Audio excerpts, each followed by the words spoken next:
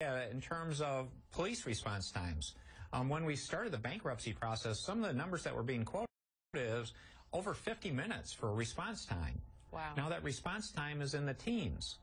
Emergency services, it was very long. Now it's probably in the 10 to 12 minute range. If you look at it, those are exponentially better results in terms of response times. Are they where we all want them to be for the long-term future? There's still room for improvement. But the good part is again, the results are showing up already, and there's a focus to say, even with that, we can do better. For Detroit, you have to look at the long game here, right? For Detroit to be successful in the long term, you need more businesses to come call Detroit home. You need more people to move there to shore up tax revenue. Do you need to work to change the perception of Detroit? Yeah, absolutely. I view that not only for Detroit, but for all of Michigan. We had the lost decade in the entire state. Detroit had decades of decline. So in many cases, people's perception will lag 5 to 10 years behind reality when they're not active in an area and seeing it first person.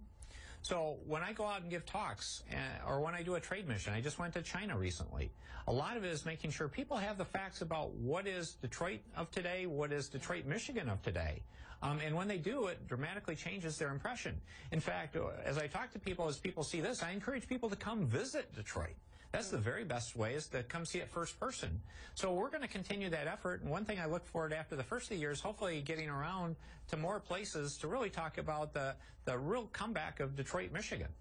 Yeah, you know, you're right. I've spent a lot of time over the past 5-6 years in Detroit, and it is a great city, but people need to come see it, I think, to really experience it. Let me ask you this. Detroit is a city that was so reliant on one industry, the auto industry. And when the auto industry fell, Detroit fell. So what do you do now to make sure that this city is not reliant on a cyclical industry? Yeah, well, the good part is the auto industry is coming back. They're actually doing a lot of great things in Detroit and Michigan, so we don't want to walk away from that. But we're seeing broad-based growth. One of the things in the state, over the last 4 years, we've created nearly 300,000 private sector jobs.